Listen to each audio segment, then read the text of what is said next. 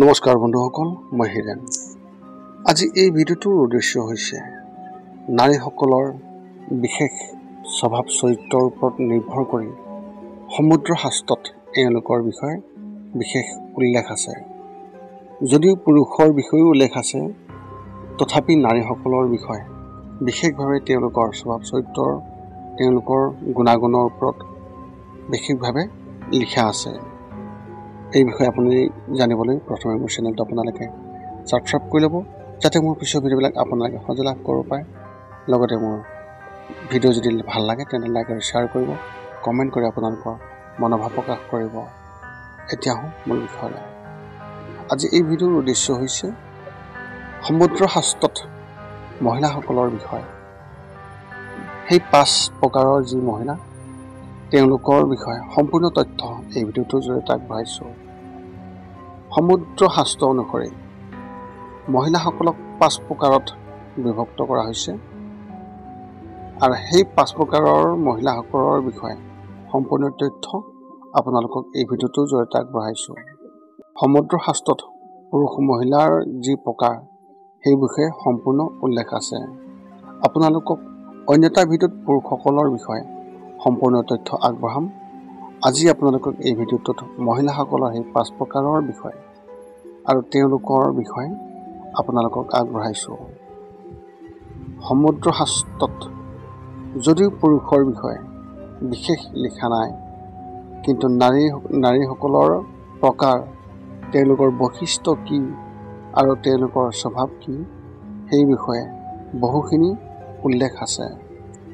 সমুদ্ৰ শাস্ত্ৰৰ মতে মহিলাসকলক মূলতঃ সেই 5 প্ৰকাৰৰ শ্ৰেণীত বিভক্ত কৰা হৈছে। সেইবোৰ আপোনালোকে নিশ্চয়কৈ জানিব পাৰিব এই ভিডিঅ'টোৰ জৰিয়তে। সৰ্বপ্ৰথম পদ্মিনী নাৰী। পদ্মিনী নাৰী হৈছে সৰ্বোত্তমা নাৰী বুলি কোৱা হয়। সমুদ্ৰ শাস্ত্ৰৰ মতে পদ্মিনী মহিলাসকল ভদ্ৰ, ধৰ্মৰ প্ৰতি বিশ্বাস ৰাখে, পিতৃ মাতৃৰ সেৱা কৰে আৰু অতি সুন্দৰ।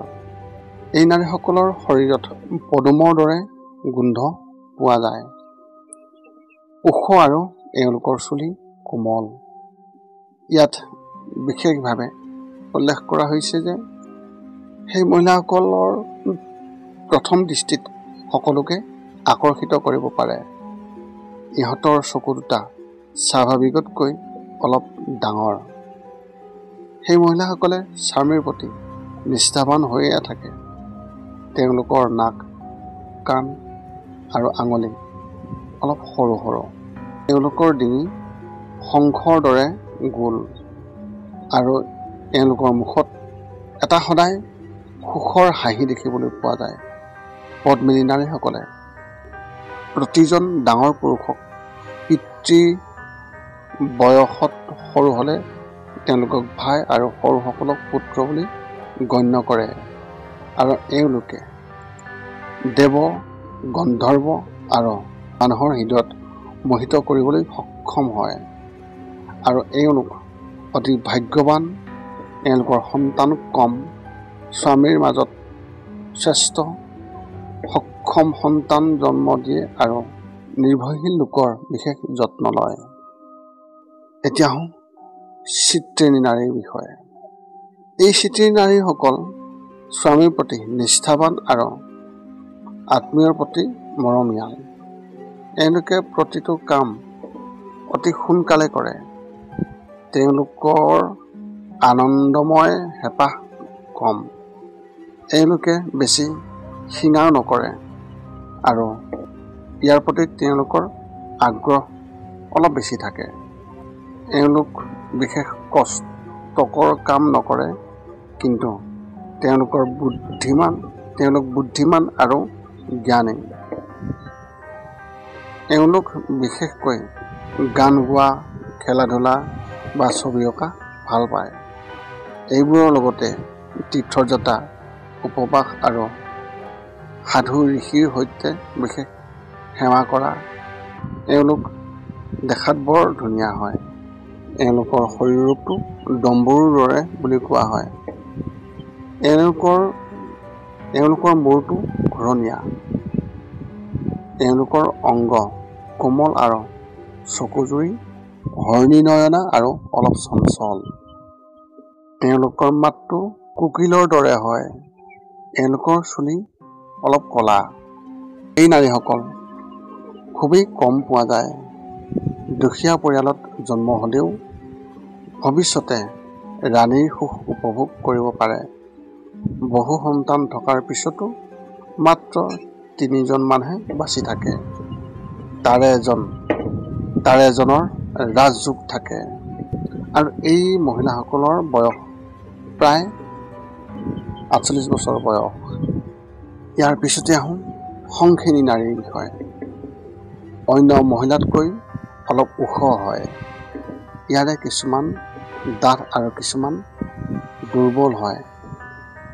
এওঁলোকৰ নাক ডাঠ, চকু অস্থিৰ আৰু মাতটো গম্ভীৰ হয়।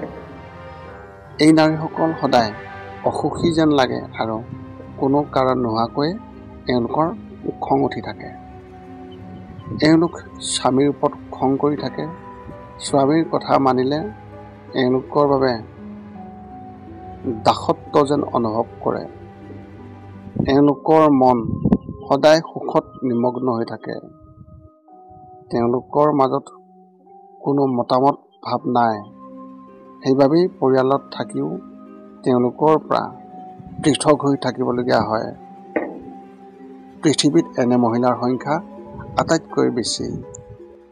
এনে মহিলাসকল গুজবী, অৰ্থাৎ এটা কথা বা আনটো কথা কয়, এটা কথা এৰি আন এটা কথা কয়। এই মহিলাসকল বেছি কথা কয়। সেইবাবেই মানুহৰ সন্মুখত এওঁলোকে কথা বতৰা অলপ কম কয়। এওঁলোকৰ আয়ুস অতি দীঘলীয়া আৰু এওঁলোকৰ দেহৰ বৰণ প্ৰায় হালধীয়া দেখা পোৱা যায়। এওঁলোকৰ স্কিনৰ যিটো কালাৰ অলপ হালধীয়া দেখা যায় আৰু এওঁলোকৰ শিৰাবোৰ স্পষ্টভাৱে লক্ষ্য কৰিব পৰা যায়। এওঁলোকৰ নাকটো অলপ বেঁকা হয়। এতিয়া আহোঁ হস্তিনী নাৰীৰ বিষয়ে। এই শ্ৰেণীৰ যিসকল নাৰী, এওঁলোকৰ স্বভাৱ সলনি হৈ থাকে। এওঁলোক আনন্দ আৰু বিলাসিতাৰ প্ৰতি তেওঁলোকৰ অতি হেঁপাহ বেছি। উল্লাসিত স্বভাৱ আৰু বেছিকৈ খায়। এওঁলোকৰ শৰীৰটো অলপ ডাঠ। সাধাৰণতে এওঁলোক যথেষ্ট এলেহুৱা। এওঁলোকৰ গাল, নাক, কাণ আৰু কপালৰ ৰং মেলা হয়। এওঁলোকৰ খং বেছি হয়। কেতিয়াবা এওঁলোকৰ স্বভাৱ বৰ নিষ্ঠুৰ হৈ পৰে। এওঁলোকৰ ভৰিৰ আঙুলি অলপ বেঁকা বেঁকা হয়। এওঁলোকৰ বেছিভাগ বহুতো ল'ৰা-ছোৱালী থকা দেখা যায়। কোনো ৰোগ নোহোৱাকৈয়ে এওঁলোক ৰোগী হৈ থাকে। এওঁলোকৰ স্বামী সুদৰ্শন আৰু গুণী হয়। এওঁলোকৰ স্বভাৱত কাজিয়া লগাৰ বাবে এওঁলোকৰ পৰিয়ালত অশান্তি সৃষ্টি হৈ থাকে। ধৰ্মীয় কাম কাজত এওঁলোকৰ বিশ্বাস নাই। সুস্বাদু খাদ্য খাই অতি ভাল পায়। এওঁলোকৰ বহু গৰ্ভাৱস্থাত ব্যাঘাত জন্মে। দুষ্ট স্বভাৱৰ বাবে পৰিয়ালত এওঁলোকৰ বিশেষ অপমান ভুগিবলগীয়া হয়। সাধাৰণতে এওঁলোকক দেখা যায় বিশেষ দুটা লক্ষণ। এটা হৈছে এওঁলোকৰ দাঁতবোৰ কিছু দীঘলীয়া হয় আৰু এওঁলোকৰ চুলিবোৰ চুটি হয়। এওঁলোকৰ চুলি বহুত কম সংখ্যকেই বাঢ়ে। এতিয়া আপোনালোকক অতি শেষৰটো আগবঢ়াইছোঁ। অতি শেষৰটো হৈছে পুঞ্চালী প্ৰকৃতিৰ যিসকল নাৰী, আৰু এই নাৰীসকলৰ কপাল উজ্জ্বল। এওঁলোকৰ কপালৰ যি ৰং, সেই ৰং উষ্টেজ যেন লাগে। এই স্বভাৱৰ নাৰীয়ে পৰিয়ালৰ বাবে দুখৰ সৃষ্টি কৰে। এওঁলোকৰ কোনো লাজ নাই আৰু এওঁলোকৰ অভিব্যক্তিত অতি কটু। এওঁলোকৰ হাতত নখ ৰখা অতি বেছি দেখা যায়, যিবোৰ সিদ্ধ।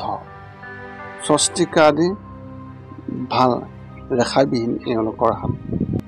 এওঁলোকৰ স্বামীতকৈ পৰপুৰুষৰ প্ৰতি বেছি আসক্ত হোৱা দেখা যায়। সেইবাবে তেওঁলোকক কোনেও সন্মান নকৰে। সকলোৱে তেওঁলোকৰ পৰা আশা কৰে। আৰু এই মহিলাসকলৰ ক্ষেত্ৰত 12 বছৰ বয়সৰ প্ৰায় যৌৱনকালৰ লক্ষণ দেখিবলৈ আৰম্ভ কৰে। ইহঁতৰ চকু ডাঙৰ আৰু হাত ভৰি সৰু হয় আৰু এওঁলোকৰ যি কণ্ঠ অতি চোকা হয়। স্বাভাৱিকভাৱে কাৰোবাৰ লগত কথা পাতিলে যেন এনে লাগে তেওঁলোকে কোনো ব্যক্তিৰ লগত যেন কাজিয়াহে লাগিছে। তেওঁলোকৰ ভাগ্যৰেখা আৰু গুণৰেখা বিশেষভাৱে পৃথক হৈ থাকে এওঁলোকৰ হাতত। তেওঁলোকৰ হাতত 2টা শংখৰ ৰেখা আৰু নাকত এটা তিল দেখা যায়। পুনৰ লগ পাম অন্য এটা ভিডিঅ'ত। আজিলৈ ধন্যবাদ।